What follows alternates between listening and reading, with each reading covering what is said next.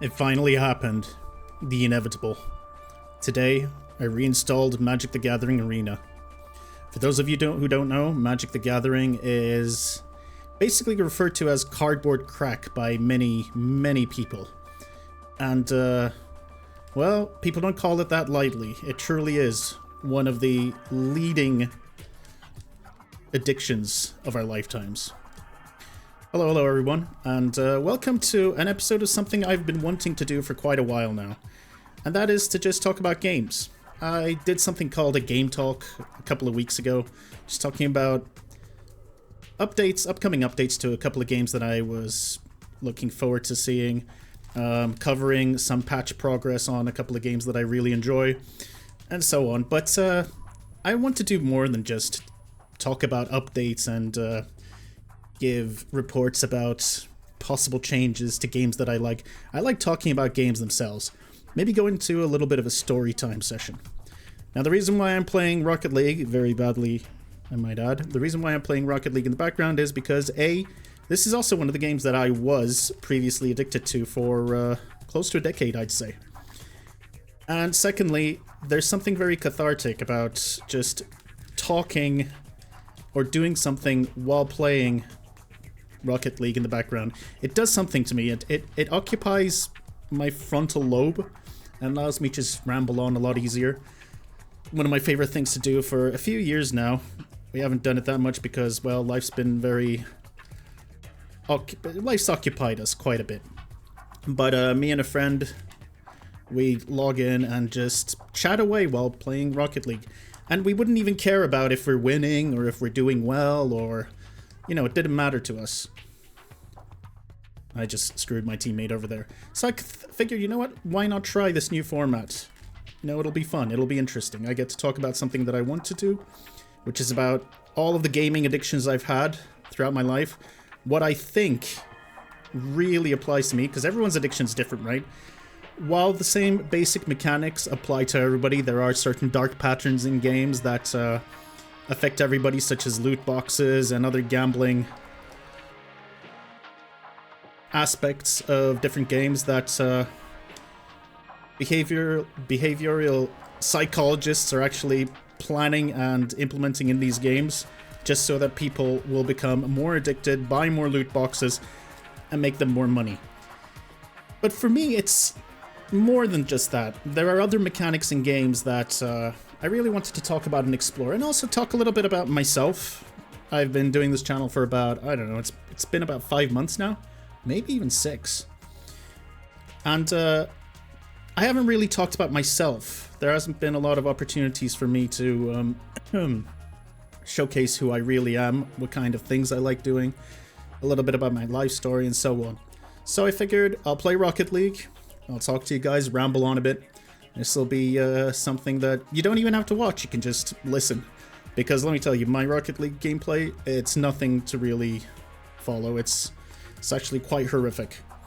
And those of you who are watching will verify that, especially if you're any good at the game. Please bear in mind, I haven't played this game in a few years, and I was never really that good to begin with. Alright, so speaking of gaming addictions, there's one particular memory that I have from when I was very young. Like, I must have been 5 or 6, and that was of my grandmother, who was in her late 50s, maybe even early 60s at the time of this. I remember my dad bringing home a 286 PC. For those of you who are young, this is a PC that was out around in the late 80s. It had a top speed of 32 megahertz. That's how fast that CPU was, and he even had a little button on the case where it would go up to 32. Default, it would you'd hang on a second. I need to get this. Oh dear. You would basically the PC would operate at 16 megahertz only, but when you clicked on the when you pressed the button, it would go all the way up to 32. And I believe I only had 2 megabytes of RAM, and that was a big deal back then. I am very hazy about this. 3D cards and that kind of thing, it was unheard of. That wouldn't come into play until the late 90s, I would think, for me. It would be a thing starting from the mid-90s with the 3DFX cards, the Voodoo and 3DFX cards. But for me, I would never get a chance to actually play with anything until 1998. But we'll get there. We'll get there. So the memory that I'm talking about was my grandmother. She would sit in front of this game called Prince of Persia. And this is the OG Prince of Persia. Like, I'm talking the very early 80s version. And because I had a 286 with EGA graphics, and EGA just meant you only had 16 colors. The game was, well, let's say, it didn't have the best color palette. You can go on YouTube and actually find, I'm sure there are videos of there showing you what the EGA version of that game looked like. And, you know, a more responsible YouTuber would edit this video, talk about these things beforehand, and actually flash on the screen what they're talking about. But instead I've opted to go for this horrific gameplay. But you'll have to take my word for it. But one thing that did stick out to me a lot was the smoothness of the animations. There's something about the way the first Prince of Persia was animated that was unseen back then. When you ran or when you jumped, you actually had an inertia, momentum to your character. There was depth to the... It controlled horribly, by the way. It was an absolute nightmare. If you go back and try and play it today, it's an absolute nightmare to try and handle. But back then it was revolutionary, it was amazing. Side-scrolling games were still not really mastered just yet. id Software would do that much later with Wolfenstein 3D. Something to do with how levels were rendered and how basically computers processed moving screens, so it would be very jittery. And that wasn't solved until John Carmack from id Software worked on... Hang on a minute. Worked on basically an engine for, I believe it was Wolfenstein 3D, and then that was later on adapted into Doom. And that same technology was used in a game called Commander Keen, which is the first game I remember being very, very obsessed with. Like I said, I have memories of my grandmother playing Prince of Persia. I remember me trying to play it, but I never really got into it. I was too small to understand what was going on. I was too young, but watching it was mesmerizing to me. And I always loved computers, right? I remember going to a computer exhibition, and this was pre-PC times, and I remember seeing Space Invaders for the first time and Pac-Man, and Pac-Man especially, I distinctly recall being amazed by the colors and the sounds of Pac-Man. It really was something incredible back then. Even as a young kid, it would amaze you, and I wonder how much it would surprise actual adults. I tried to talk to my dad about it, and he would just be like, yeah, I've always been into tech, so, you know, but he's never been a gamer himself. Like I said, my grandmother and even my mother would play Prince of Persia, but my dad was never into gaming, and I don't think he's played a single computer game in his life, except for a very brief solitaire period that everyone went through when Windows 98 came. I think it was even before Windows 98. Windows 3.1 also had solitaire, I believe. But that was it, really. And, you know, there's something accessible about card games, and it speaks to my very Turkish family. My grandmother, who I talked about with Prince of Persia, she was obsessed with card games. Her favorite thing was having guests over, and they'd all play card games until, like, the early mornings. They'd all have cigarettes in their hands. This was the 80s. Nobody really thought about how bad smoking would be indoors, especially with kids around. They didn't think about things like that back then. And again, some of my memories of my grandmother would be her playing card games with her friends. They wouldn't gamble necessarily, even if they did gamble, it would be for very, very small amounts. And I'm not even sure, like, it wasn't poker or any of the typical casino games that we're used to. It was a very... In Turkish, it's a game called Konkan, and I actually don't know the rules of it, but I do remember them being obsessed with it. And I guess this ties in with a theme of addictions, right? My mother and father, especially my father, he was never addicted to... I've never seen him addicted to anything, except work, maybe. He's a photographer. He's been retired now for quite a while. That was very unfortunate. If my teammate wants me to forfeit, I will forfeit. And my mother, she really never had an addiction, but my grandmother, she had the gene. I could see it. Every time she sat in front of the computer and started playing Prince of Persia, I could see the addictive gene in there. And I think I probably inherited that gene from her. Even my brother, I have a younger brother, and he games. Yeah, he plays games, but he's never been into it as much as I have. I'm obsessed with it. I've been obsessed with it. I'm 42, and I still regularly play games. I started this channel because I like talking about games. I like playing games. It's not just a hobby either, right? It's something that it's become a major part of my life. A lot of my friends, a lot of the things I'm interested in were all sparked by games. Like, I have a very, very acute love of geography and history, and I could easily track that to playing Civilization 1 on my crusty old computer from way back that I was talking about. Civilization really expanded my horizons. I was obsessed with the names of cities, geographical locations, I'm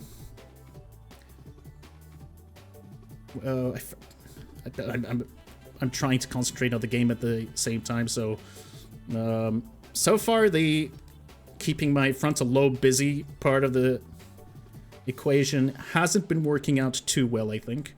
But we'll get there, You need to get into the zone, and I'm still far away from the zone. So yeah, all my interests with topological landmarks and things like lakes and oxbow lakes and mountains and hills and how they affect how cultures develop and all that. Like, I was very young and I was already thinking about these things, and it was all thanks to Civilization, I'd say.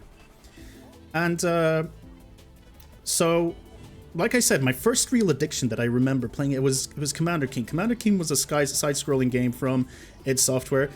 It was about, I think it was a 12-year-old kid who built a spaceship in his backyard, and he would travel to, in the first game, you'd travel to Mars.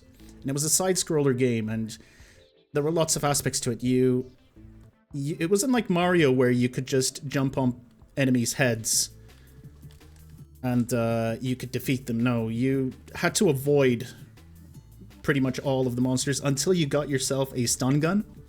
It was a little pistol that you could find fairly quickly into the game, but I don't recall if there was ammo involved, especially in the first one. But you could only basically stun creatures, you could never kill them. But there was an emphasis on collection. There were a lot of things for you to collect, and there was a lot of exploration as well in the levels. I think the alien race's name was the Vorticans, and they even had their little alphabet, and you would find clues to decipher their alphabet. And then you'd find the little messages and everything on walls and items in-game in the background. And I remembered pausing the game and just deciphering them and trying to find out about the game. It was amazing. It was one of the, like I said, these are some of my first memories ever. I was enamored with these things.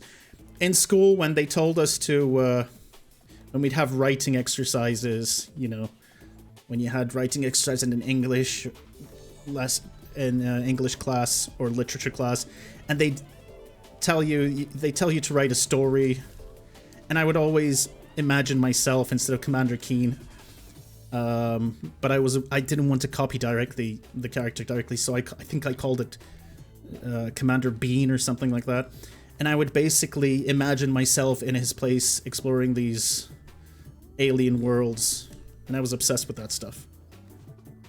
So that was easily, and my love for side-scrollers also came from there. And then shortly after, I want to say we bought a Famicom console, which is basically a Nintendo Entertainment System. It was called a NES in the West, but the Japanese version of that was a Famicom, and where I lived, we didn't get the American version. We got the Japanese version, which was called the Famicom, and because it was the Japanese version, you could basically buy pirated copies of the game. And the actual console we bought, I remember, came with 100 games, and every time you reset the console, it would load up a brand new game. And while some of them weren't that great, it was very basic, you still had really nice classics like Excite Bike, the first and second Marios. Mario 3, which was my next obsession, didn't come until way later because you actually needed a cartridge for that one. The game required more memory and more... I think it required a lot more space for you to be able to run it on the very limited Famicom system. But my love of side-scrollers, yeah, it came from there. I remember trying to beat Mario over and over again, and I just wasn't... I just was too young to be good at it. I would borrow my friend's Game Boy in school and just play Mario on his Game Boy as well. And I think the Mario games did make up a lot of my early gaming. Until I discovered Civilization, which I talked about earlier. Now, Civilization was an incredible obsession. And I think this is where I first ran into the concept of randomized maps. I don't recall a game before that where every time you started a game, it would be a random map. The civilizations would be the same, obviously, but the locations of the cities would be different. The leaders would be the same, but you'd have different cities, you'd have different maps, and every game would go differently. You'd have different enemies, even though it would mostly be Montezuma and Genghis Khan attacking me. People talk a lot about India being very vindictive in that game, but I would argue nobody gave me a harder time than Montezuma. Definitely Montezuma. Shaka was also an asshole, now that I think about it. He would always, like, he would focus on me even though he would be on the other side of the planet. And he would go out and actually try and find me. And I remember the very first game I played of Civilization. I remember picking the Mongols because, well, there wasn't really... There wasn't a Turkish race to pick. So to pick your starting race, I just picked Mongols because I had recently learned that, you know, Mongols and the ancient Turks from Central Asia were sort of related. They came from different sides of the same plateau and mountains and whatnot. So I figured this is the closest thing I'm gonna get. Like, bear in mind, by this point, I think this would have been around 93, 94, and we would have gotten our first 486. So, you know, you had a CD-ROM and everything. But I distinctly remember Civilization working from a floppy disk. And I never really got why they called it a floppy disk, because I remember actual floppy disks, and they were floppy. The smaller discs that we call floppy right now, they were quite solid. So that always confused me. But anyway, it came on one of those smaller discs. And I started out on a small island as a monk, and I had no idea how to play the game, right? I had no idea how to build buildings and how to do anything. So I was stuck on this tiny island. I didn't know about settlers. This was, bear in mind, this was like a copied version from someone. I wouldn't even call it a pirate. I just, when we bought the computer, I think somebody my dad knew gave us a couple of discs. And one of them, like, it was standard procedure back then. You would get one of the interactive encyclopedia discs. It would either be Encarta or Britannica or something. And your Sound Blaster sound card would give you a game, maybe. I remember one of them being Mech Warrior. But we didn't get one. I just remember having discs and discs of what's... Oh, that's a goal. Hey, I actually contributed into something. I just remember finding a disc. And this was really cool because I had like a huge stack of floppy disks and I'd just go through them and see what games there were. And Civilization stuck to me instantly. But like I said, I'm around 9 or 10. And I'm stuck on this island. I don't know how to build buildings. Windows keep popping up. I'm discovering things. You're discovering techs, and your advisors keep coming up to you and telling you to do stuff, and I have no idea what's going on, but I was stuck to the screen. And because I was playing on this shitty little island, I never even discovered boating, sailing. I never had boats. I never got off the island. I never built a second city. And what was interesting was I wasn't touched by anybody throughout the whole game. I was isolated on this little island.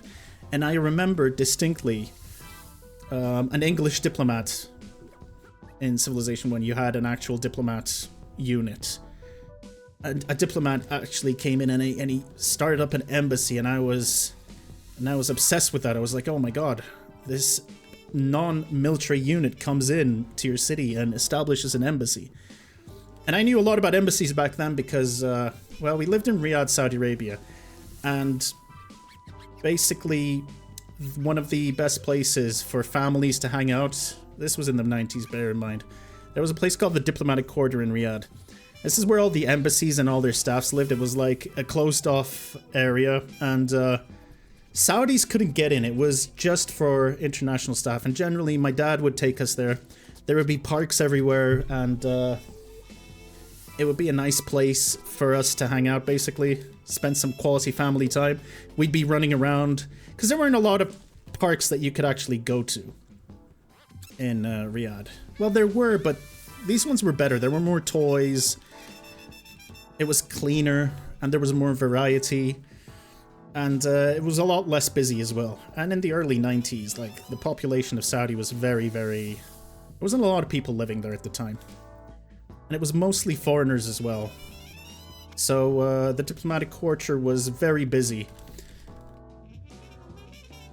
I think my dad, I think for my 10th birthday, he bought me a skateboard.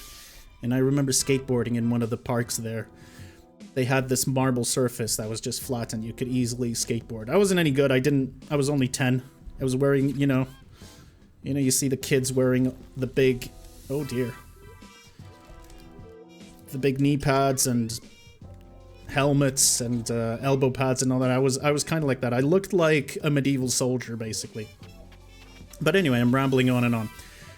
I don't even know how... Oh yeah, because the embassy was established and I knew what that was. And I was like, oh look, embassy. They founded a diplomatic quarter in my city. That's amazing. And I remember being thrilled about that because, your expectation in games, it was always, oh, it's going to be focused on fighting. It's just units. So the fact that there were diplomatic options in the game really blew my mind. And I wouldn't understand a lot of the mechanics until months later, I think. I played hundreds of hours of that game, and every single time I played it, I learned something else. I learned an extra... Like, the second time I played it, I finally realized... Because sometimes, if I recall correctly, if you start as the French, you could start with 2 settlers. And when you started with 2 settlers, I finally realized, oh, this weird unit that looks like a man with 2 horns on his head is actually a settler, and therefore... Oh, let's see if we can... Nope. I'm really bad at this game. You could actually press B and you would found a city. I even remember the hotkey. That's amazing. All these years later. Although I don't think they ever changed it. It was always B. Build City, I think it was. It stood for Build City. And yeah, that was a huge obsession. And that also led to my obsession of SimCity 2000. I never really played SimCity... Oh, that was really bad. My teammates today are going to be very angry with me, but I apologize to them. I apologize, but even if I was focused on the game, honestly, I wouldn't play any better. So SimCity 2000, that was another game that I probably sank my first thousands of hours into. It was eye-opening to me. The idea of zoning your cities out, building infrastructure, it kind of... My dad would always joke, he'd always see me playing that game, and he'd be like... Oh, you should be a city planner when you grow up. Build your own little cities. And it's interesting because my dad was an assistant. He was a technical assistant at an architectural firm. He was an architect himself. But back then, before the days of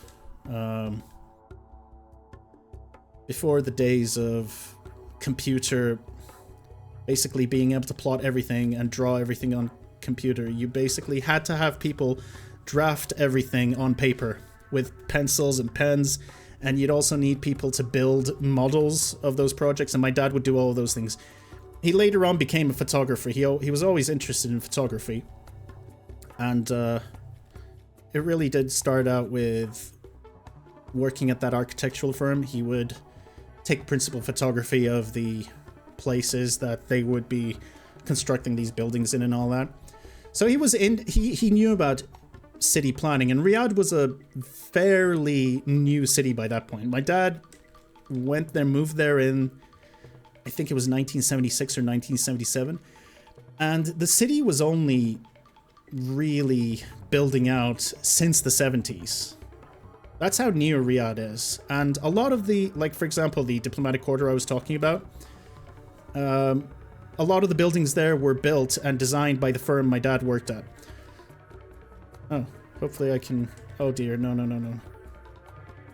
Well, that was bad. I ruined that entirely. Yeah, I'm sorry, Milzic. And the worst part is he really did his best to try and get us to win, but it never worked out. But anyway, yeah, I was I was very obsessed with city planning, and I would just spend hours and hours. But a reason for me really liking that game, again, was randomization. Different maps every time you played it. Just different events every time you played it. You could try different things. It's funny when you think about it now, especially after all the other SimCities and your city skylines and whatnot. But I was really into that. And it also shaped a lot of my... Like, I never actually went on to become a city planner, of course. Instead, I ended up being a foreign exchange trader at a bank. But I was very interested with the theory of it. You know, the hierarchy of roads and transportation, your arterials, your highways, and so on and so forth, your collectors. I was very into that from a very young age. I would go to my dad's office and there would be books about city planning and all these things. You had to read books back then. This is pre-internet. So, the best way to find out anything was to either find a book on it, which I was lucky because my school had a very, very diverse library, I want to say. There were a lot of really good books, both fictional and non-fiction. But on top of that, my dad's office had a lot of books about city planning, but also a lot of books about history and historical architecture, and I would just spend hours and hours just reading all of those. I was obsessed by that kind of thing. I also loved history class in school, and all those things really just culminated in me being who I am today, honestly, which will be a common theme with these games that I've been addicted to all my life. They've really shaped a lot of who I am over time. So, another way to find out about things were to... I mentioned the interactive encyclopedias, right? I remember installing Windows 95 for the first time and putting in the CD-ROM for Encarta 95. And it was amazing. You search for something and you could find videos on it. You could find... Like, if you searched for, I don't know, Beethoven, it would play songs for you. It would tell you about Beethoven. And if you wanted explanations about certain animals, there would be videos, tiny clips of them, like in, I'd say, not even 240p, even less than 240p, but it was still incredible. It was the future. Nothing came close to that. And it felt like you had all the information in the world. Of course, pre-internet. Internet blew my mind when I first logged on to, when I actually first started up a browser. The first website I ever visited was MTV because I wanted to watch Beavis and Butthead. Interestingly enough. Oh god! Alright, that was embarrassing. We may get another forfeit. I don't think I've won a single game since we've been playing. I mean, I am doing poorly, but I assure you it wasn't always this bad. Yeah. Embarrassing. But, anyway... So before I get on to the other stuff, so SimCity, obviously, like I've been saying for the last however many minutes, a huge part of my gaming, my actual persona itself. It contributed to me being who I am today, as I mentioned. But on top of that, I discovered a new obsession for RPGs. It was amazing, and I distinctly remember the first RPG I ever played, and it was on the older computer actually, And it was one of those Dungeons of Dreadmore style, for those of you who've played Dungeons of Dreadmore, it's a more modern take on those old games, where you'd actually type north and then the screen would go up and you'd get a new screen. You would go through mazes and whatnot. And it would be first person. It would be first person, but there'd be a compass, and you'd either have to click on the compass or you'd have to type in north, south, and then you'd have creatures come. I don't even remember the name of the game. There were so many of these types of RPGs back then. And I remember being obsessed by them, but it wasn't the same. You would basically just go to a dungeon over and over again and again. I was very young when those games came out. They were very difficult. As a kid with no manual, without anything, because remember, the source of these games were just random discs that I found that people either gave us or that we bought. I don't even remember. And then I discovered Ultima 7. And that game, I would say, really, really impacted me a lot in terms of what types of games I would like. Because, hear me out, it was an RPG with a fully... It was populated with a world that was alive. There was none of this, you know, nothing where... The way games would be were, if it wasn't on your screen, if it wasn't in focus, it would just... nothing would happen.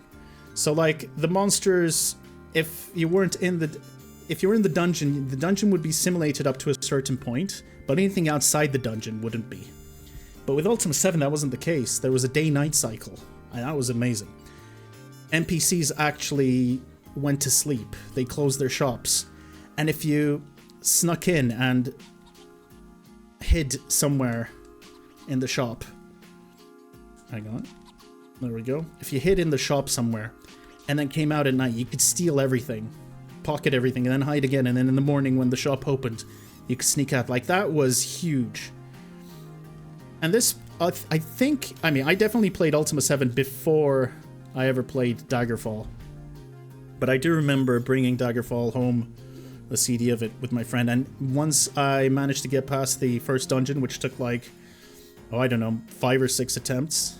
And it even taught you, I remember the manual, and actually told you how to escape the first dungeon. And that was a staple with pretty much every Bethesda game after that. You always start in the dungeon and you have to break out of the dungeon. And that was a part of your character creation. But it was tough back then. And that game also had a similar thing, where there was a day-night cycle and NPCs actually went to work. They did things when you weren't in the city. Every time you came back, events would have progressed. And add to that the massive world, which was mostly empty. Granted, it was very empty, but it was still amazing. The fact that a game could do that, could feature a map of that size, was... I think it was unparalleled. But furthermore, it started my other obsession of really, really getting into games where you could purchase your own home in the game. That was very, very... that was an obsession of mine for a long time. Any game which allowed you to actually buy a house or own a house, even if the game didn't allow you to own a house, I would find a house in that RPG. I don't remember any game specifically. But I would be obsessed with trying to pretend it was my house and I just hang out in the house. And I think a good example would be Ultima 8, which came out. Ultima 8, I forget what it was called. Ultima 8, something of the Avatar. And it was while Ultima 7 was very open world, it was top down. And Ultima 8 was isometric. And a lot of the assets would go on to be used in Ultima Online, which I will get to, is probably the #1 defining game of everything, basically. A lot of my friends, a lot of my understanding of what I like to do in games in total, are my first foray into a massively multiplayer game, all that stuff. And a lot of the assets and all of the concepts were borrowed from Ultima 8. And in that game, you couldn't own a house, and it was very incomplete. Just had to take a sip. Felt really dehydrated there for a second. You couldn't own a house, so I would just assume one of the houses would be mine. And a lot of the time, I wouldn't even go adventuring. I'd just hang out in the city, pretend it was my city and I was just a civilian that lived there. There was another thing that you could really do in the Ultima 7 and 8 games, which was if you got flour and if you added water to it and put it into an oven, it would turn into bread. And I think there was some primitive blacksmithy. You could make your own... I think you could make your own weapons and everything. I'm not exactly sure, but I think that was the case. Okay, my teammates decided to stop playing. I get it. I get it. I've raged in this game before. It happens. It would be nice if he just wanted to forfeit, although it may be too early to forfeit. But yeah, owning houses, being a part of a living virtual city, even with just NPCs around you, was incredible for me. And when I first tried Ultima Online out in 1998, this was when I moved back to Turkey. And I found, like, Ultima Online was a game I could only read about. You couldn't buy it. And back then, with the internet speeds, with your 33.6 baud modems, you're not downloading an entire game.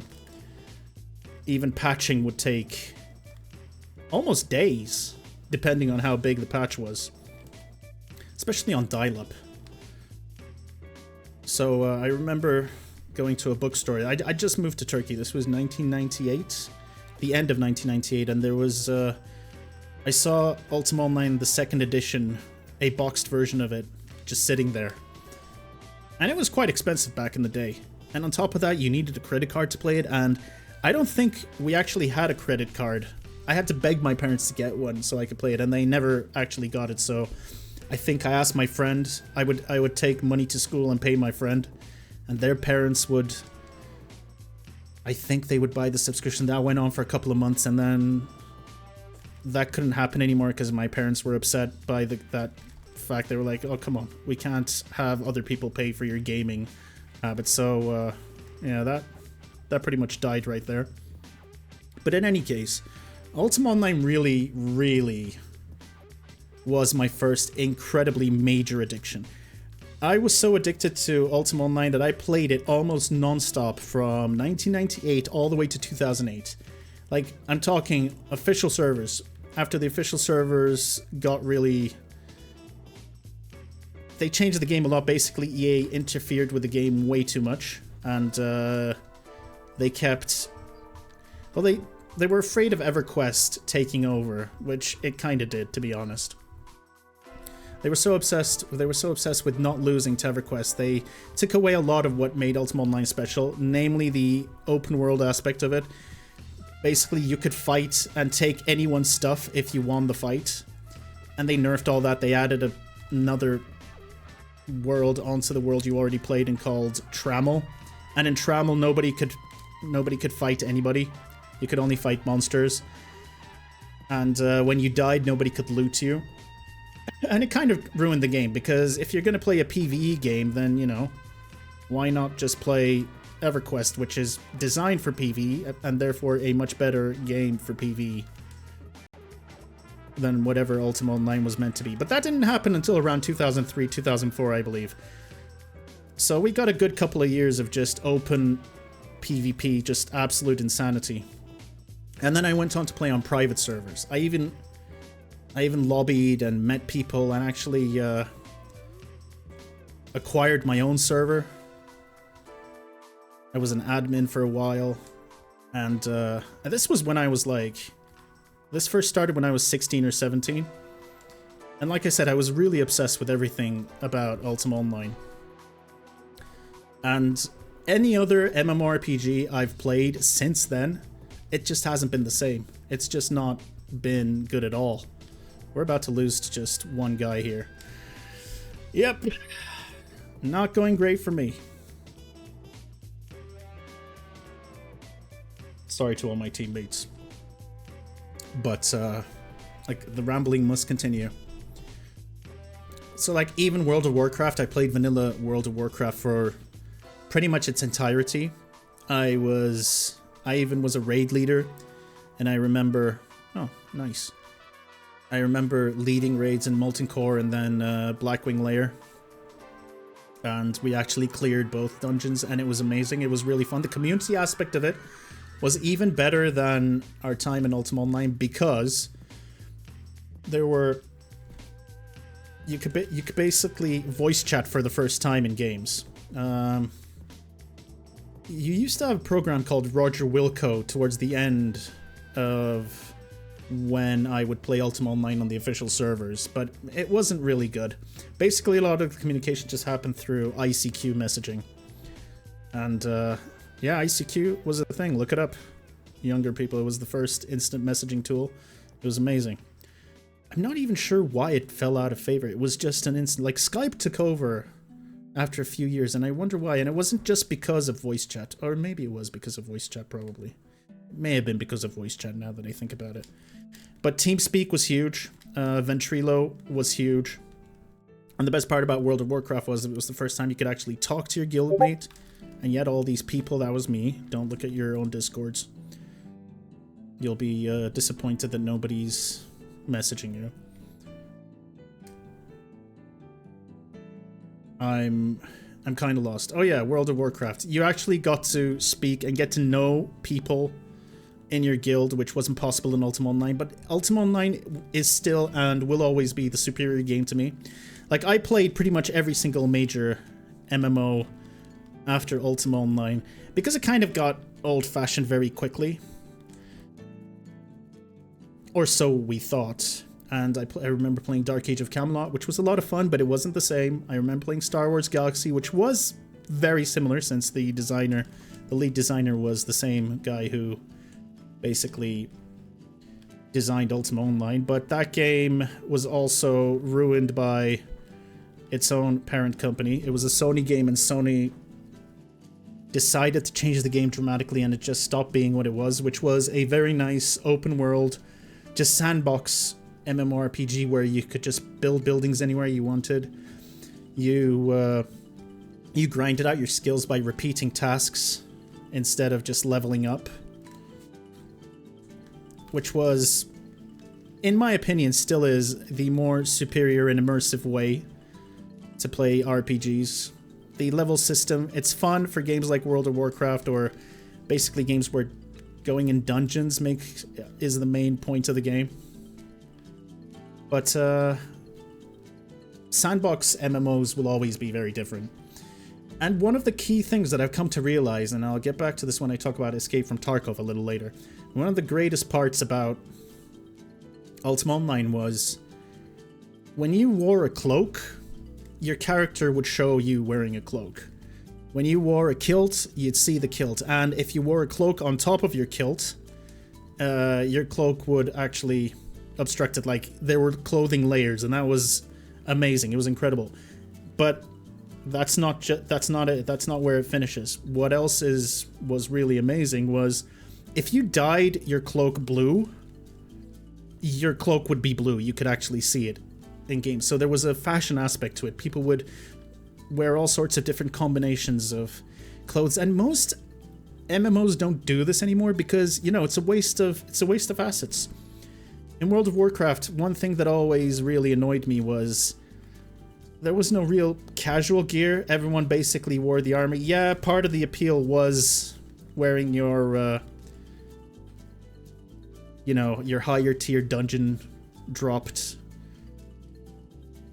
epic gear that looked unique and looked really cool. Your shoulder pads, especially the shoulder pads, would always look great in World of Warcraft. But as soon as you stepped into, I don't know, Orgrimmar or Stormwind, and you saw that everybody else had the same sort of gear as you, it would be very frustrating. It was never like that in Ultima Online. It was when you stepped into town and when you went to the bank where everyone would be gathered and everyone would be selling stuff, right? You just see people advertising and selling everything they've got, and everyone would look different. Everyone would have different hats, different cloaks, shirts. They'd mix and match clothing with armor. they'd layer things, and it was very robust for its time. And I still think there aren't any multiplayer games that have replicated that sort of thing. But wait, there's more. Another thing that helped the immersion, other than basically how you dressed yourself, was, oh god, my brain knew what to do, but my hands couldn't do it. Oh god, this is the worst Rocket League you guys are gonna watch for a while.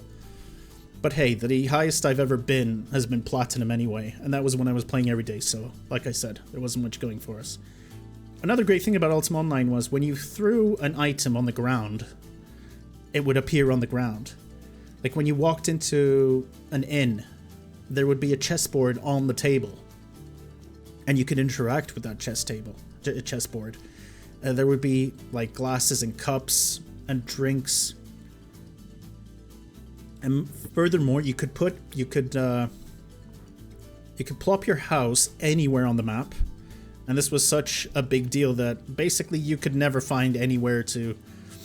The way it worked was there was no instance or separate world for housing. It was just whatever you...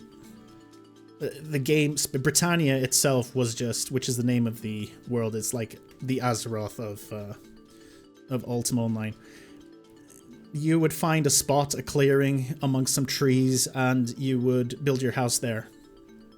And the entire map was filled so quickly. The only way you really could own a house was either through brokering it, which I spent a lot of time. I think for 3 years it was my obsession. I didn't even enter any dungeons or do anything. All I did was just buy and sell houses. It was extremely fun to me. And people would make real money from that kind of thing. They'd sell their houses on eBay. I never got into that because I lived in Turkey. eBay didn't really support Turkey, so even if I sold anything, there was no way to transfer the money. PayPal didn't work in Turkey back then.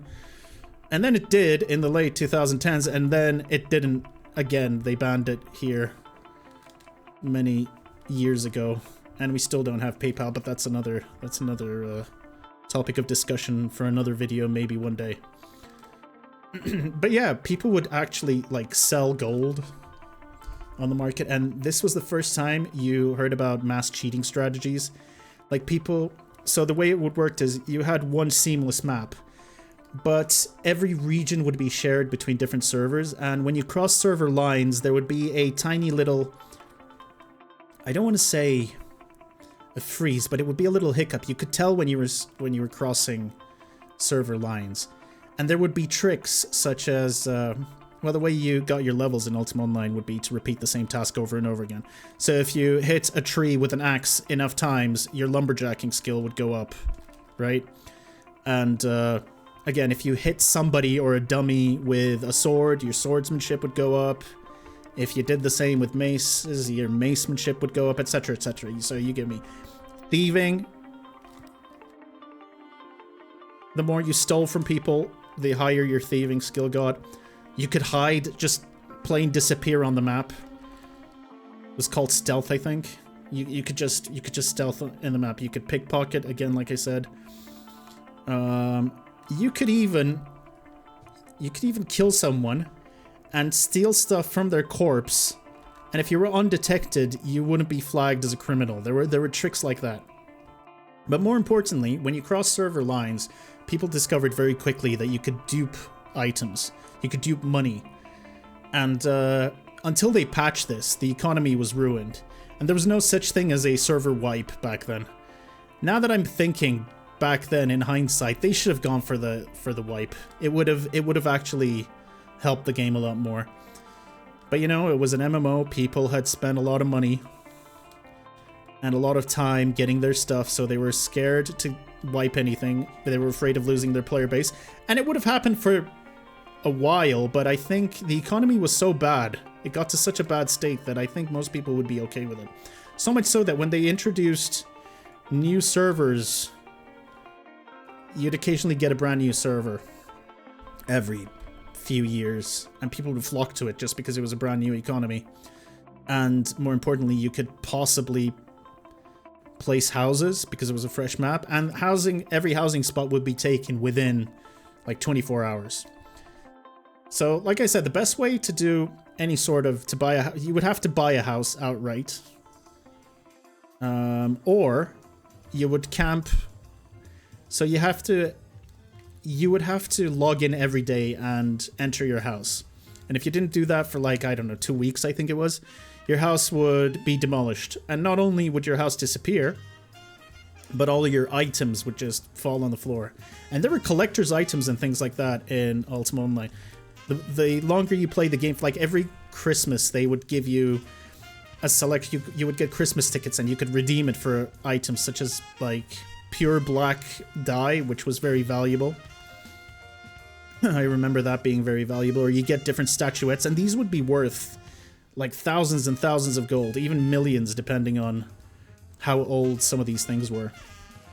And that was the first time you'd have people would scam each other. All the RuneScape scams you guys talk about that I see, we were witnessing all those scams way before in Ultima Online. I remember one of my friends got scammed. Like I said, this pitch black, pure black dye was a very, very rare item. Like everyone really wanted, because you could never actually dye anything black. You could do dark gray and different shades of gray, but black just wasn't possible until this particular item. And the way the dye was basically a tub. The sprite was just a wooden tub, and then whatever color was inside, the liquid inside would be that color. Reasonable, right? If it's red, it's red. You could, if you put in certain bandages, the bandage sprite, if you put it in a certain formation, it could form a perfect circle, the size of the inside of the tub. So what people would do is they would dye bandages pure black, and then place it in the tub to make it look like the color of the tub was purple, when it really it was black, but it really wasn't. And just want to make sure that we don't lose here. All right, we'll probably end up losing anyway. And so he got scammed that way. You end up buying a bunch of bandages, black bandages, and a regular tub, and you've paid like, I don't know, like tens of thousands of gold for it, which is like almost worth as much as a small house. And he'd be furious, and he'd be spamming the GMs trying to get his money back, but that never worked out. That never worked. Ultima Online also led to me, well, when I moved to private servers. I had friends from around the world, but I moved on to a private Turkish server, I remember. And then there were only like 200 of us, 300 of us playing. This was late 90s, early 2000s.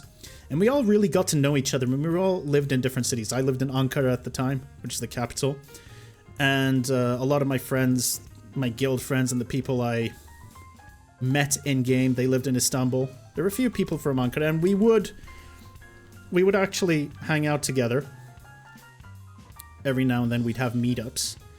But, and then one day we had a huge gathering in Istanbul, like every single person on the server, almost every single person on the server turned up. We also had forums for it, obviously. There was an Ultima Online Turkey message board, and we'd all post there regularly. And it became the primary online community that I took part in for a good 13 years or so. And a lot of the friends I made there are still my friends, and I've known them for almost 20 years at this point. Not almost, more than 20 years, almost 25 years at this point. All because we used to play Ultima Online together on a private server. And I still talk to a lot of them. Most of them are married, have kids. Even the friend that I talked about where at the beginning of the video when I mentioned the friend I'd log on to Rocket League and just chat with him and just turn my brain off and play with him. Even that friend, I met him on Ultima Online. It was, like, I'm talking about hundreds of people, and we're still tight with about, I'd say 20 to 30 of the same group of people. We went on to play World of Warcraft with some of them, but with World of Warcraft, it became more international, and like I said, Ventrilo and TeamSpeak became a thing, and we got to know them. And for the first time, people were traveling to Turkey to see us. I traveled to Denmark once to meet a couple of my guildies. But this was like 10 years after the fact. This was in like 2014. And I think it was 2005 to 2006 when I played Ultima Online, World of Warcraft, sorry. So yeah, Ultima Online was probably one of the biggest impacts in my life with regards to not just, you know, my hobby and my gaming habits, but also just pretty much most of my social circle for a very large chunk of my life. Because remember, when I lived in Saudi Arabia and I went to a British school, it was an international British school, and I had friends from all over the world, but we didn't have the internet when we stopped. Basically, after year 9, we didn't have high school in the British school, so we all moved back to our own countries after middle school was done. Oh no, that's embarrassing. And nobody had email addresses or anything. So a lot of us reconnected many years later with Facebook, but I didn't actually keep in contact with any of those people. And then when I came to Turkey, I met a whole bunch of people from scratch. You build your entire social circle from scratch. I didn't speak the language very well because, well, I'd been speaking English for pretty much all of my life before then. But you know, with time, in high school, you had your friends, but I always got on much better with my Ultima Online friends, even more than my university buddies or my high school buddies. I even converted many of my university buddies into, like, obsessive Ultima Online players. I think at one point at the very start of my first year of university, I basically got every single male in the class to at least try it, and I got many of them hooked. A lot of people failed Calculus 1 because of me, I would say. And bear in mind, this was a private Turkish server, and I was an admin there. So, you know, I had clout. I didn't really edit them or anything, but I did teach them about the game, and they thought it was cool that, you know, they had a friend who was a GM there. I wasn't an admin, I was a GM at that point. I admined a lot later. But anyway, yeah, that was the biggest addiction and the biggest impact on my life. World of Warcraft, I would say, would be the second biggest impact. Like I said, I went on to visit a lot of those people that we raided with in Denmark and Germany many years later. Some of my friends went on. There were a few Swedish people in the guild. My friend, I remember him going to Sweden and Norway to visit a lot of them. Like, it was very unique at that time. Maybe it's not as unique now. Maybe it's something that happens. Well, now you got video chats and everything, right? People stream to each other, so it's a lot more different. And I will say, from our guild in World of Warcraft, we had a couple of international marriages. A friend of mine who lived in Ankara with me, he ended up breaking up with his longtime girlfriend and just moving to Denmark and marrying someone from the guild. And he still lives there. He just straight up moved to Denmark. We had couples that broke up, and we had intra-guild relationships and everything. It was very interesting. It was like a soap opera at one point. Even me as the raid leader, I had a little romantic fling, an online fling with one of the ladies in our guild, which was very short-lived, but it was an online relationship. It was very funny. Now that I look back on it, it makes me laugh a lot. But that kind of stuff, like, hearts were being broken frequently. It's no joke. There were, I think, an actual marriage collapsed.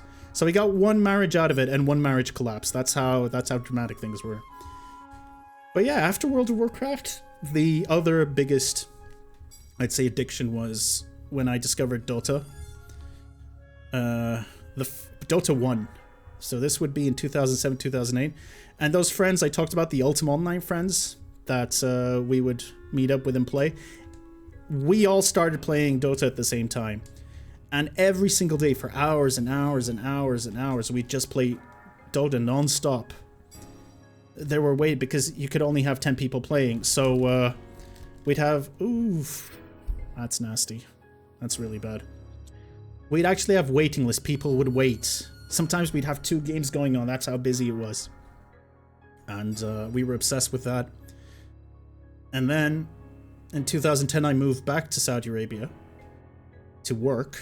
And I started working at a bank. And I worked a couple of years at corporate banking and about 8 to 9 years as a foreign exchange trader for a French bank in Saudi Arabia in Riyadh.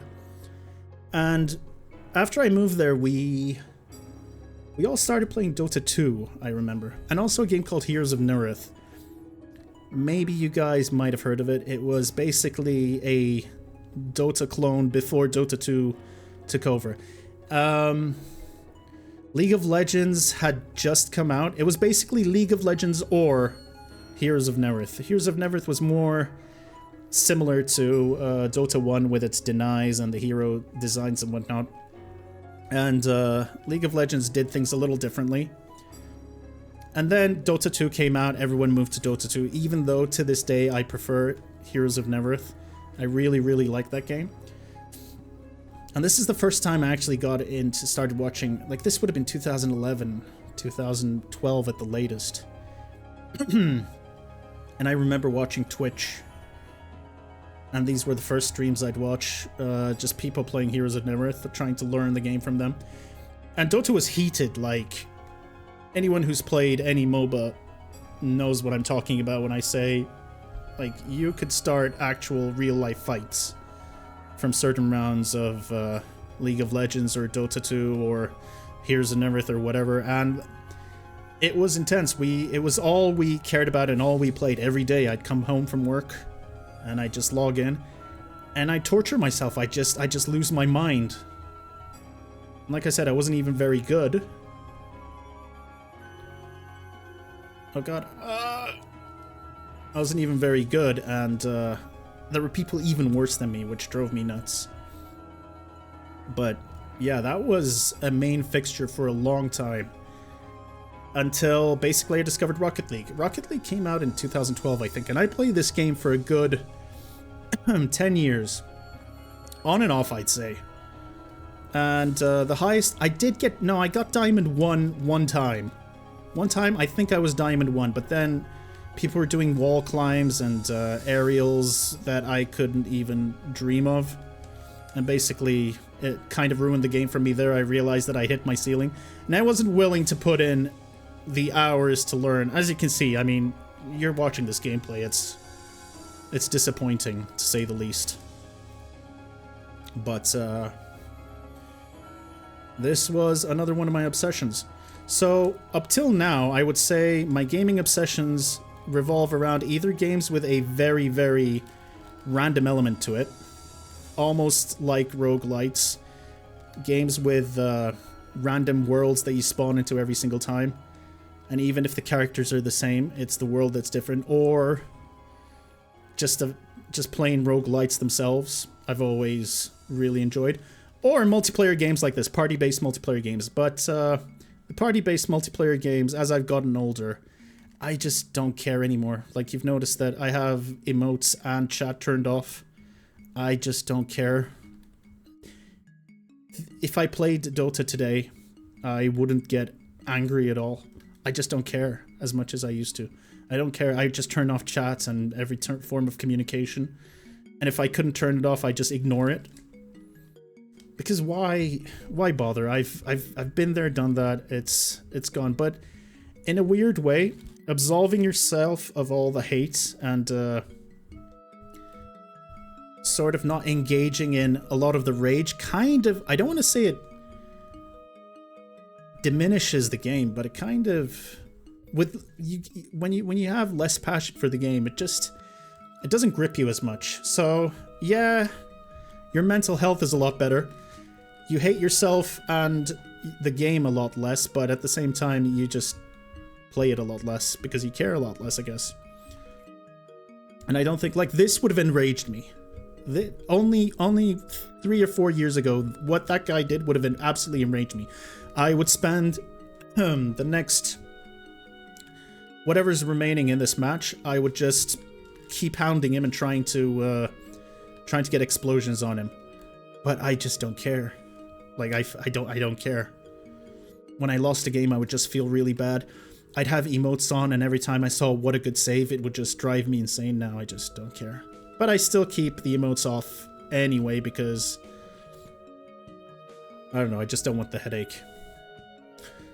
So that covers this one. Another game that I haven't discussed at all, and another huge obsession of mine, that started in 1996 and still kind of carries on today, is the Championship Manager Football Manager series. I was enamored with... Well, it was called Championship Manager until 2004, I think. 2003, maybe. Yeah, until 2004. And then it became Football Manager. And this is a soccer game, right? For anyone who isn't... anyone who's American. When I say football, I'm talking about soccer. And I was obsessed with Football Manager because, again, it had a random element to it. Yeah, the teams were all the same when you started out, but the way you'd get different injuries every time you played, you'd get different transfers. Only a year in, everything would be different. And on top of that, you wouldn't play the game. It wasn't like FIFA where you joined the game and you actually played something. No, you just what's going on here? Oh yeah, we're entering the game. You just set up your tactics, your players, tell them what you vaguely want them to do, you know, direct passing, keep the ball, keep short direct passing, but play in a tight formation, keep the opposition on the wings. Don't let them cross as much. Make them cross from the ground because I have better defenders that can pick the ball up on the ground and so on. And then you tell the team what you want them to do, and then it would just play the game for you. Like you just watch the simulation happen. It was the first auto battler before auto battlers were a thing. And to this day, I love Football Manager. I love it so much so that I couldn't play the new one. FM26, the one that came out last month, it was just such a disappointment. And it's not a unique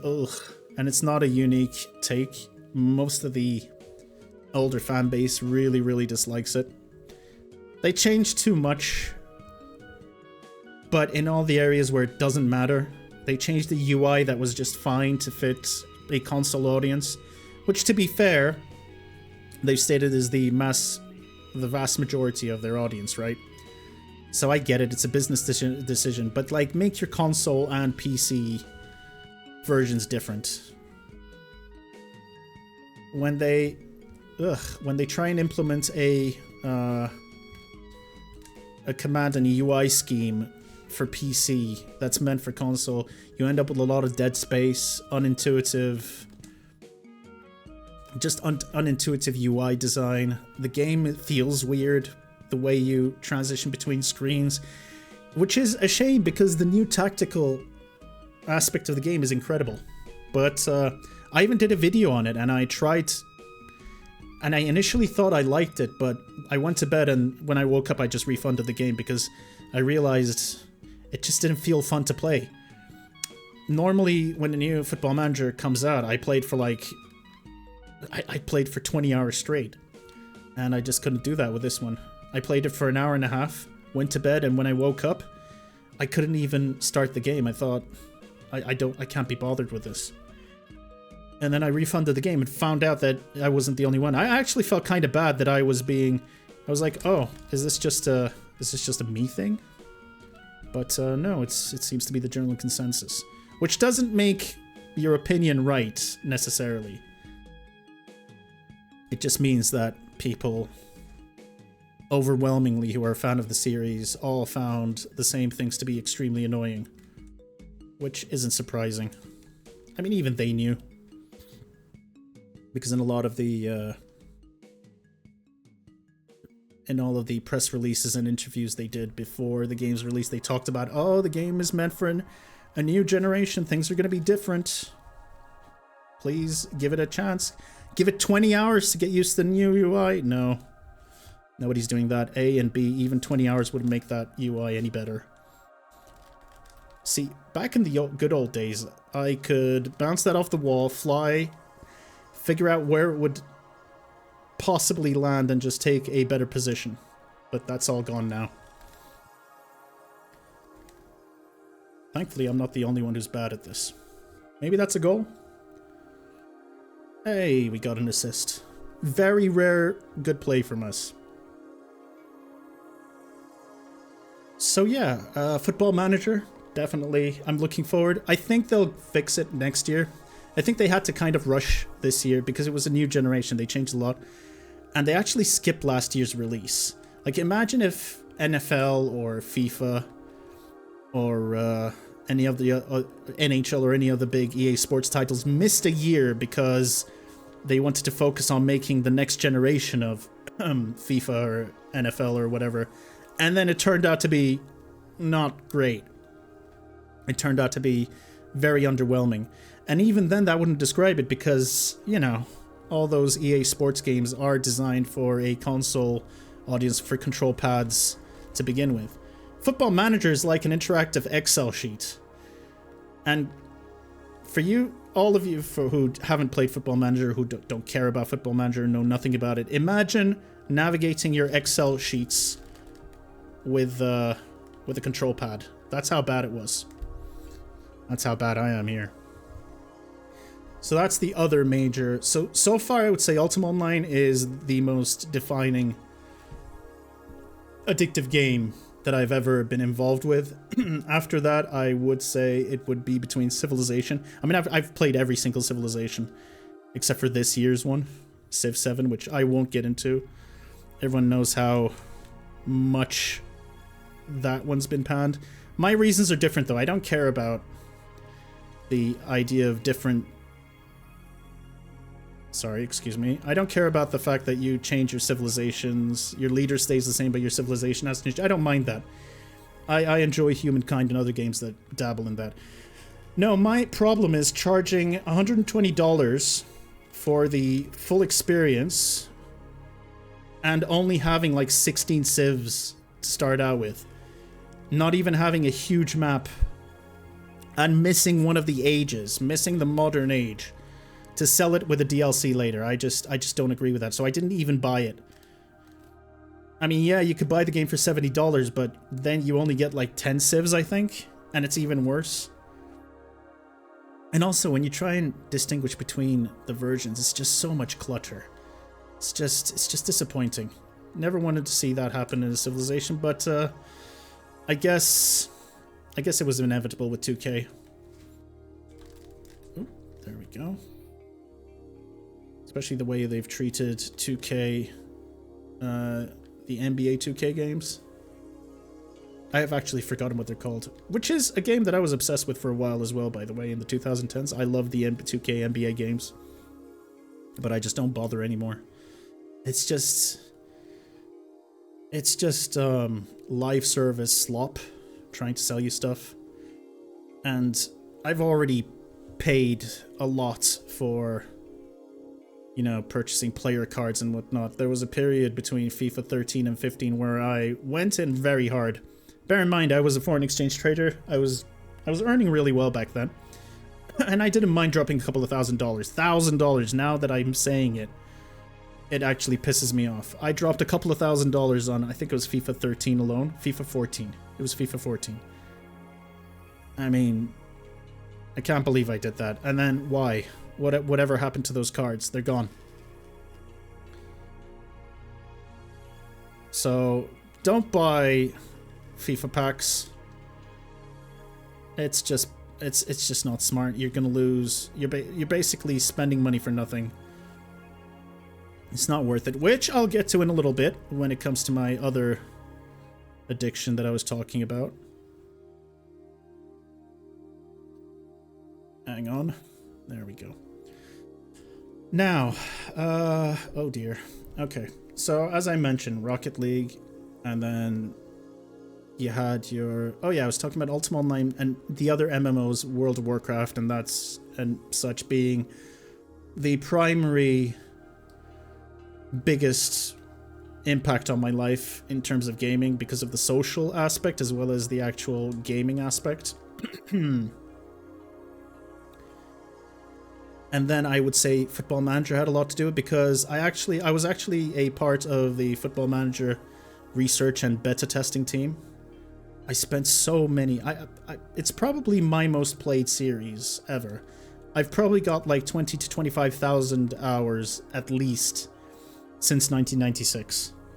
Which isn't that bad when you consider that I'm talking about a 30-year span. Alright, I hope my teammate managed to get that away. But, yeah. Lately, I've reignited an old addiction of mine. It's on the channel, you can find my playthroughs. Battle Brothers. This game came out in 2017, well, at least I played it for the first time in 2017, and it gripped me. And I'm obsessed with it. Even though I've only got like 300 hours in it. When I get into it, I can't play anything else for a good couple of weeks. Well, this time, I decided to try and play the game in the hardest difficulty to basically get better at it. There we go, that's a good save. And then we can, well, at least I hit him. Oh dear. Alright, well. See, I used to do stuff like this and actually get it in the goal, but that's all gone. Battle Brothers, it has the same, like, little gambling mechanics that people love. Every time you hire a new brother, they could be the best brother or the worst brother you can ever get. And and every time you attack someone, try to hit them with any weapon, it's a dice roll, so again, there's more gambling. It's just gambling and gambling and gambling. And bear in mind, being a foreign exchange trader professionally for about 8 to 9 years,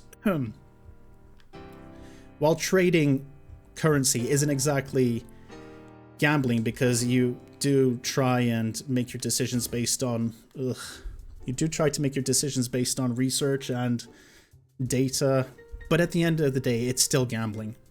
Like, no matter what anyone says, you could have all the information in the world, you could have all the biggest banks in the world telling you their positions or what they want to do, where they think the euro is going, where they think the dollar is going, where they think the yen is going. I remember a morning where I woke up and I really wanted to go long dollar yen. Going long dollar yen means buying a lot of dollars in exchange for yen. So you're selling yen, you're expecting the yen to go down, and you're expecting the dollar against it to go up.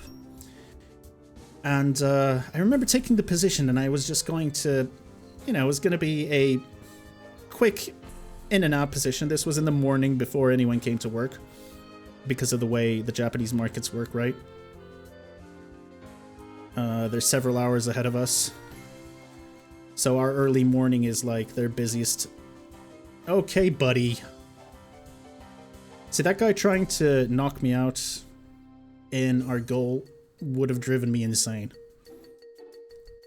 But, you know, what can you do? But yeah, I came in, I took the position, and then the earthquake happened. The earthquake in Japan, I think it was in 2013, 2012 or 2013. I don't remember the exact year. The Fukushima earthquake. And everything just tanked, and I ended up making a lot of money, but it was by accident. I had, like, my boss came in and he was really impressed. He was like, wow, you made a lot. That's amazing. I'm like, well, I mean, I didn't know there would be an earthquake. And then you take positions, and then somebody, a leader around the world, somebody would say something. Notably Donald Trump. He would come out and just tweet something. This was in his first term. He'd just say something about the jobs numbers before they came out and be like, I foresee the jobs figures being really good today.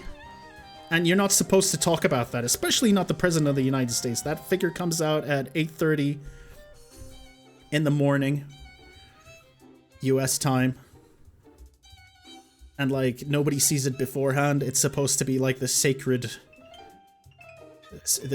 data release. The non-farm payrolls release. But yeah, Donald Trump messaging people an hour before, I have a feeling it's gonna be good. And the market just went ballistic. Like, how can you deal with that? It's just random. So no matter what people say, stocks, bonds, yeah, they're low risk, but at the end of the day, it's all a gamble. A war could break out without you realizing it.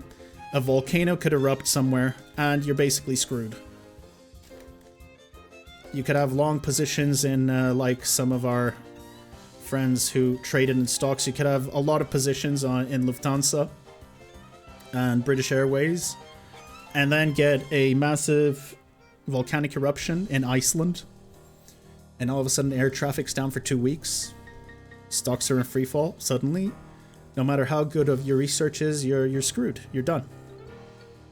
So I've never been a big gambling guy. And I have had the fortune of traveling around the world. So I've been to Macau and I've been to Las Vegas. And I'm fascinated by poker as a game. Like, I enjoy playing poker, Texas Hold'em poker a lot. I think it's fascinating, the strategy involved. But it's more the social aspect of it than anything for me. You know, psychologically manipulating your opponents with your bets and whatnot, that's more fun. So generally I like playing it with friends more than in a casino.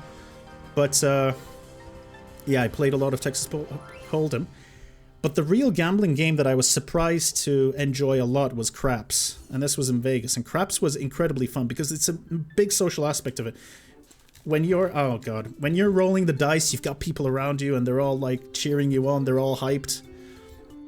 And if you go on a good roll, you keep rolling, you know, numbers that people bet on. They're all with you. They're all like patting you on the shoulder and everything. And then you roll a 7 and everyone's just like, "Aww." And it's always a sad moment. But even with craps, it was like I played it for, I don't know, a good 4 hours, and I was like, yeah, I'm done with this. It's too stressful for me. It reminds me of work. It reminds me of sitting in front of my computer all day, taking positions and obsessively trying to figure out where the market's gonna go. Like, I would go home from work and wake up at 3 a.m. and immediately open up my my market app, trying to figure out to see.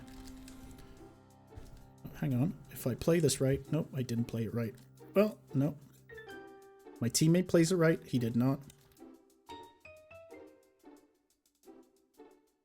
not going to blame my teammate for anything today, though. I think that would be very unfair.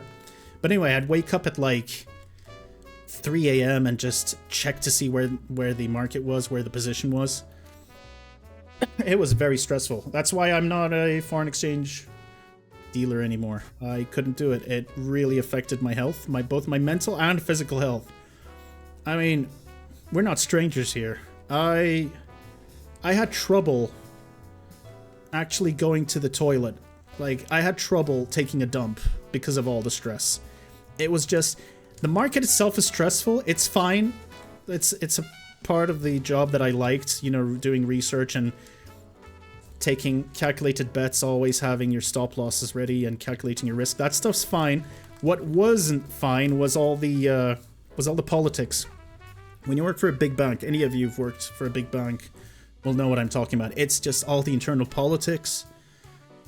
Suddenly, your head changes, your treasurer changes, even worse, the board changes, and the new guys want to do different things. You get new owners, shareholders change, and everything is thrown into chaos, and it's just politicking, and it's just politicking, and it's the worst feeling in the world being caught in the middle of all that. I couldn't do it. And also when I moved back to Turkey and continued doing foreign exchange work, it just, the pay gap was huge. What I got paid in Saudi Arabia was a lot better than what I got paid in Turkey. And if you consider Turkey's inflation problem, which any of the financially literate among you will know, Turkey is in a very, very, very worrying situation inflation-wise and economically-wise. So what you're making, you're basically, like, any of you Americans who are complaining about inflation, you've got no idea how bad it can get. It can get really bad, and it's really bad here. Imagine every time you go to the supermarket, and like every month, prices keep changing. That's how bad it is. But anyway, I'm going off track. Basically, I've never been a huge gambling guy, but Battle Brothers does something to me. Battle Brothers activates the part of my brain that I think gambling addicts have, right? When they do sports betting or regular betting, that I can't access those feelings, but when I'm playing Battle Brothers or Path of Exile, I access all of those feelings. Okay, we're just getting demolished here. This is just embarrassing at this point. We are coming towards the end, though. Oh my god, I've been talking for an hour and a half. Nobody's even going to watch this, but I just want to do it. I just want to put it out there anyway. I figured, you know, just a nice little chat, talking about things. It'll be fun. Let me know what you guys think. I mean, depending on how well or badly this is received, I'll do more. I might not play Rocket League next time. Maybe I'll play something else, but yeah. I am keen to talk about things that I like and go on tangents such as the many tangents I've been on today. But yeah, like I said, the gambling aspect, when I play Path of Exile or Battle Brothers, the gambling part of my brain gets activated because I know there's no risk and the only thing I'm losing is my time and sanity. I enjoy it very, very much. Which brings me on to a very late addition in my life when it comes to my addictions. I discovered Path of Exile in 2003, I believe. Or maybe 2023, not 2003, 2023. I think it was Crucible League. Whenever Crucible League came out, that's when I discovered Path of Exile. I think it was April 2023. And I think I sank 7,000 hours between 2023 and basically last week. And I'd go to sleep thinking about what I wanted to farm the next day. I'd start every day planning out what I wanted to do. I just put on music, put on a playlist, and just spam maps nonstop. And then a year later, when I learned the game enough to make my own builds, oh, the addiction, it moved up to an entirely different level. This time I discovered making my own builds, and I discovered hardcore. I never played any ARPG hardcore. By the way, I never talked about Diablo 2. I've always loved the Diablo games as well, but I guess it just kind of escaped my mind. I've always liked ARPGs, but until discovering Path of Exile, I was never that obsessed with it. I'd play it for a while. I'd like it very much, but, you know, it would only last for, I don't know, a month or two. Like when Diablo 3 came out, I think I played for a month, and then I was done with it. And then when the expansion came out, I think I played it for another 2 weeks, and I was quickly done with it. With Path of Exile, that was not the case. I was deeply embedded in all the systems, and all the ways to farm, and all the items you could get, and all the builds you could make. None of the builds I made were any good, but I'd spent enough time in my first year just, you know, following what the best builds were. And, well, that's fun until you learn the game, at least. It's more fun doing your own thing, even if it's not the best, even if it's not very strong. It's still very fun to, there we go. Nice stuff. It's very fun to experiment. And then I discovered hardcore. This time you have to build your characters to not die, and I was instantly addicted. Add to that, solo self-found, so no trading. Suddenly, Path of Exile became the best roguelite that I've ever played. Better than Binding of Isaac, better than pretty much any other dungeon crawling RPG roguelite I've ever played. And it remained that way until I discovered Path of Exile 2. Now, Path of Exile 2, this is not the common view on this. Path of Exile 1 players do not like Path of Exile 2. It is a very incomplete game. There's still a lot more to go. But I've played so many beta tests in my life. I played so many early access titles in my life. And I've been disappointed so many times in my life when I see a game in beta like Path of Exile 2, I can tell it's going to be great eventually. There you go. Finally got a goal. I can tell it's going to be great eventually. And I think Path of Exile 2 is on course to be the best hack and slash ARPG ever made. It's not there yet, but it will get there. But more importantly, it's kind of killed Path of Exile 1 for me. I couldn't even finish the campaign this league, and it has nothing to do with the league mechanic being weak. A lot of people will say, you know, the league mechanic's not great, or loot isn't as good as it used to be. It's none of that for me.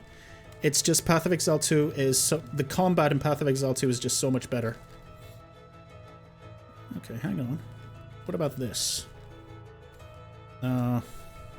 Let's deny this boost and hopefully try and pull it back. Alright, good. I'm not sure if I can get this. Nope, definitely not good enough to do that. But yeah, and Path of Exile 2's new season comes out next week. I'm super excited for it. Like, I'm actually thrilled.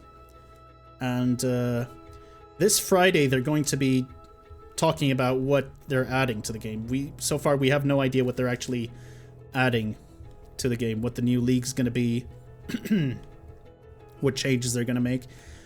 And I'm already anticipating that with every fiber of my being. I'm basically just passing time until, even this video, I'm just passing time until that presentation comes out, you know? And then on the 12th, which is in a week, we're going to be playing Path of Exile 2, and I cannot wait. I am genuinely super excited to get going with it. But until then, Battle Brothers is fulfilling a lot for me. I'm enjoying Battle Brothers very, very much. But more importantly, I've relapsed and reinstalled Magic the Gathering Arena, which is the Magic the Gathering game client. Not like Magic Online, which is very outdated. This one's Flash. It's quick to get into games, it's quick to get out. Magic Online is a more complete version. It's been around for 20 years and I've got a good card collection and everything, but nothing beats Arena. The speed at which you can play your rounds, let's be real, the animations, the graphics, the music, it's wonderful. I mean, at the end of the day, Magic Online is a bit of software that they made in... I actually attended the first open beta for it, and it was in 2003 or 4, I think. Alright, buddy. Alright. He went straight for the, RAM instead of... Okay. Alright. Again, like I said, this would have driven me insane in the olden days. But I just had an inkling to play, and the reason why I don't want to play Magic Online, oh god, the reason why I don't like playing Magic the Gathering is because it is probably my biggest addiction. Like, you could take every single game away, and I would still play Magic the Gathering until my deathbed. I would be playing Magic the Gathering on my deathbed. And the worst part of all of this is I enjoy drafting in Magic the Gathering. And I'm very bad at drafting, so I end up just spending lots of money. It's basically as bad as buying cards in FIFA because, yeah, you get to keep the cards forever, but I keep losing, so I just keep spending money over and over again. And despite that, I still ended up reinstalling it today. But I have a plan. I'm not a fan of the Avatar series, so I don't care about the new set. This isn't going to make a lot of sense to anybody who doesn't care about Magic the Gathering, but they basically released a playset that is Avatar themed. I don't care about that, so I'm going to grind my dailies, get some currencies up and going, because early 2026 they're going to introduce an old school Magic set. I believe it's Lorwyn. And well, the thing that triggered me reinstalling the game after so long, after 3 years, is that one of the designers was talking about how merfolk are going to be back. And it's probably my favorite clan archetype.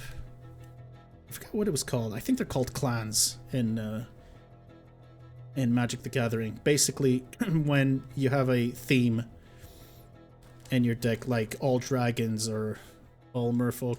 And merfolk have always been my favorite. It's just... it's always been very entertaining to me. So I'm excited for that. But we've still got time for that, and Path of Exile 2 should hopefully carry me over. And the aim is to not spend any real money, just try and grind my dailies, alright? Grind my dailies. And avoid... maybe play a couple of drafts, and that's it. That's all I want. And then, hopefully, I can quit the game again for another couple of years. Or until I'm rich. If I'm rich, I'm definitely doing a Chris Wilson. Oh, God. I'm definitely doing a Chris Wilson and spending tens of thousands of dollars on Magic the Gathering. It's just going to happen. Chris Wilson's the guy who made Path of Exile. By the way, there's a lot of Magic the Gathering inspired design choices in Path of Exile. Like, if you play both games, you can see a lot of the influences from the item descriptions for unique items to being able to break the game in. One of the greatest things about Magic the Gathering is the rules are there, but there's so many ways for you to legally break the rules. There's so many ways for you to kill your opponent. It's just not by beating them down. It's not even by necessarily bringing their health to zero. There's a lot of ways you could win. You could mill their deck, which means you can make sure that they have no more cards in their deck. You can go... oh god, did I just score my own goal? I think I did. The builds you can make, they can be broken. You can double dip into certain things, like you can get a lot of fire damage and then convert that fire damage to cold damage and buy a bunch of items that boost your cold damage. So all of a sudden you're doing twice the amount of damage with your items. I'm describing it very poorly, please excuse me, but I'm trying to say that there is a lot of flexibility that Path of Exile offers for an ARPG that basically I've never seen in any game other than Magic the Gathering. And that is why the upcoming Lorwyn set, the upcoming Magic Path of Exile 2 beta, and a couple of other things has caused me to relapse. And, yeah. Sorry guys, I am an addict, and I love Magic the Gathering. It's why we need this channel to pop off, so that I can fund my addiction. Which is probably my only real addiction. And it's not the most dangerous addiction, but you can definitely get carried away. So yeah. That's mostly what I wanted to talk about while playing Rocket League very poorly. For all of you that end up watching this, any amount of this, especially if you've come this far, I appreciate you hanging out. Thanks for everything. And hopefully we can do more of these videos and play a lot more games with you guys over the next few years. I don't intend to stop doing this, even if this channel never pops off, even with the 300 or so subscribers I have now. It feels good. It's something that I've always wanted to do. Well, the thing I always wanted to do was become a radio talk show host, but this will have to do. This is, I think, a very close substitute to that. And if I can talk about games even more and share my passions with you guys and, you know, hear what you guys think, I think that's more valuable than pretty much anything. So, yeah, thank you, everyone. This has been an hour and 40 minutes of me rambling. I'm actually a little shy about putting this on YouTube, but I'm gonna do it anyway. And next time we'll find another topic to talk about, hopefully. But until then, take care.